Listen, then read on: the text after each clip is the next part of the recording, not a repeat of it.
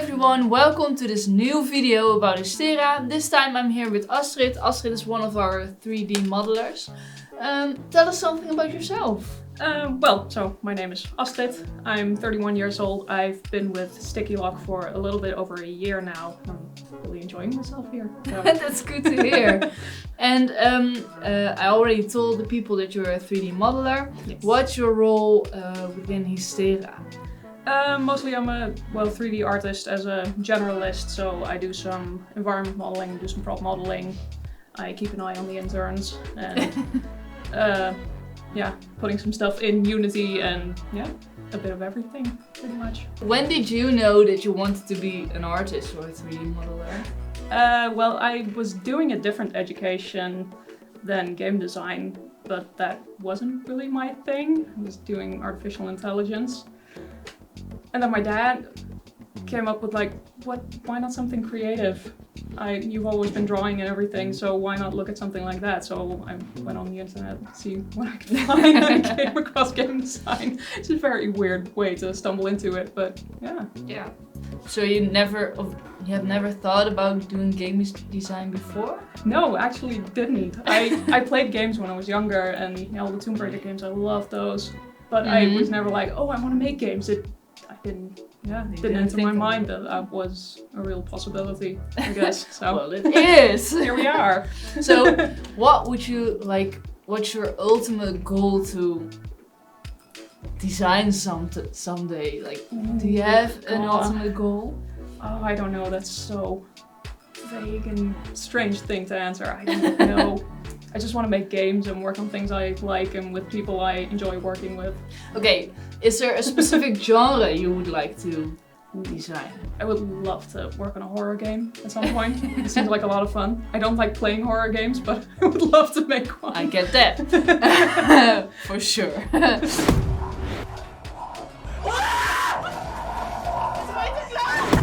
What is a quality that an artist or a 3D modeler should really have to be a good artist or a 3D modeler? First, of course, creativity. You need to come up with ideas and mostly that's the biggest thing we do.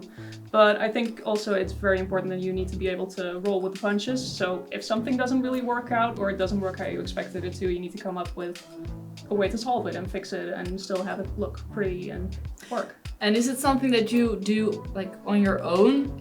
If you see that something doesn't work, do you have to discuss it with development, or do you discuss it along artist and design only? Or usually we discuss inside the team first to see if it's something we can fix simply. If it's something bigger, then we need to go by design for like, hey guys, this just doesn't work, or if we build it this way, it's gonna impede this function of it. It also really depends on the asset. On the asset as well. Now with the guns we had some one of the things we encountered was the design team came up with a blowpipe weapon for the prehistory level, and then we came to the conclusion that wait, some of our characters are wearing masks, as you can see. So how are you going to use a blowpipe? Yeah, that's quite a real question, I guess. Yeah, so that's the kind of thing you come across. Yeah. Okay, what program do you guys work with mostly? Personally, I work most with Maya. There are some who use Blender here, and mostly it's split between Blender and Maya, and then of course we have Unity for all the implementation stuff. I think that's the main programs we use. Of course we still have the Substance Painter programs for texturing and everything. So. And why is it possible that in one team for one game you can work with two different programs? Doesn't everyone have to work in one program? Not necessarily. No, not for modeling at least. People can work in their own programs. As long as the final result that comes out works within Unity, it's all fine. And we have plenty of people who can help with problems for either program, so. Okay, that's good to hear. And so why do you like Maya? Why do you use Maya? It's what I was taught. It's what I'm fastest in, so it comes easiest. Comes easiest. That's. I've worked a little bit with Blender, but I'm just not as fast. with it, and I like to be fast. We get that as well. Is it hard for you to give some things out of hands because you're not alone, of course? Yeah, And we know that development find it hard to give some things out to art because they had something in mind and it didn't turn out the way they wanted. Is it hard to do that? Like I mean, not with development stuff because I know I can't do it, so but I'm gonna have to the trust art those team? guys. And no, I know we have some good people, and I know who to give stuff to if I need something. So yeah, no, I think it is definitely something you need to learn to not want to control every little thing because you just can't. It's not realistic. And, yeah. And does everyone have its own specialty within the art team? Yeah, kind of. We have a couple more generalist people where we definitely have people that are more specialized because Sander is now working or trying to specialize more in foliage, so plants and trees and everything. And Guido is very, very fast at making buildings and stuff like that and working with the trim sheet. So yeah, we do have a couple of little specialties in the team. And you're more a generalist? More of a generalist. I've also specialized a little bit in making clothing. So characters come my way along with Sietske, who helps me with that. Okay, cool. And what's your favorite part of modeling or artisting? Artisting. I just made a new word. I like it. I think the modeling part is definitely my favorite. I love working on environments and building buildings and things like that. So like the interior things and architecture. I really like working on that. Like The Sims. A little bit. Yeah, that's fun. That was always fun. That still is. Okay, and how did you guys start modeling Histera? What was the thought process behind that? The main idea, of course, came from Dennis, and from that they started developing with our concept artist some concepts and ideas and kind of trying to decide what the look would be. And from that on, we started modeling off of that, and when the designers came in, we had to go a couple steps back and reassess everything and try to go again. So now we're also reworking some of the concepts, and we're going off of that. So okay, cool. And what are some things that you bumped into, like problems or things that didn't go as planned? I think actually the biggest challenge we had was how fast the team was growing. So we had to keep in mind that there was new people coming in who maybe didn't necessarily know everything that was going on or what the processes were. So keeping everyone in line and on the same page, I think, was the biggest challenge. Yeah, was the team growing too fast in your opinion sometimes? No, I don't think so. I just think we didn't really have the proper systems to handle that in place yet. But I think we're doing a pretty good job now and we have a pretty solid system. Okay, that's good to hear. So hopefully it'll all work out. It will all work out, yeah.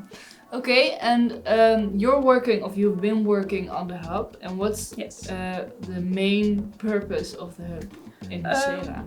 Well, the hub is mostly going to function as a sort of social gathering place for players. So it will also be like your menu, so you can go to levels and all that kind of stuff and upgrade your gear and whatnot. But we also want it to be a social aspect to the game, so you can hang around with other players, just chat and go practice or do some training levels and that kind of thing. Okay, cool. What kind of vibe the hub needed, according to you guys? We wanted it to be a very clean and very organized space. So there's a lot of white, there's a lot of clean metals, and everything is going to be very smooth and highly curated and, well, made to look pretty. So every little plant and every little blade of grass or whatever is going to be perfectly placed and nothing's going to be out of place. Okay, and we've showed you guys some concept art, and if I'm right, the concept art isn't the actual hub, right? No, it's not actually. We started with that concept, and once we had a block out of that, we tested it out and it was just way too big.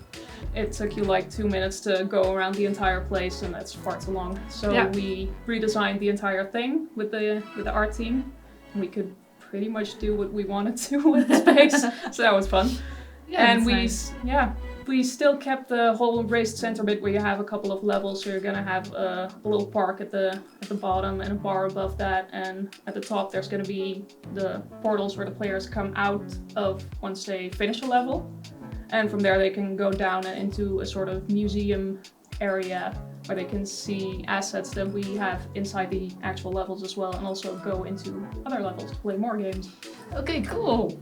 Does it happen very often that concept art isn't the eventual art? Like you said now, there were some things you bumped into. Yeah, I think definitely. I don't think you ever have a case where your final product is going to look exactly like the concept art. There will always be things that you encounter while you're modeling or making it. It's like, it doesn't quite work as how you wanted it to, so you have to revise them, and yeah, it's just something you find along the way. Is that really a style thing, or is it also like a gameplay thing that in maybe the way you modeled it doesn't work in gameplay as you want to? Or sometimes, yeah, it really kind of depends on the asset or whatever you're working on. Thank you so much for watching. Astrid, thank you for telling us all about modeling for Histera. If you want to check out more about Histera, we have other videos with the development and community streams. So check those out as well. Next week we have planned for you a community gameplay day. So check our socials to learn more about it. And till next time, bye! Bye!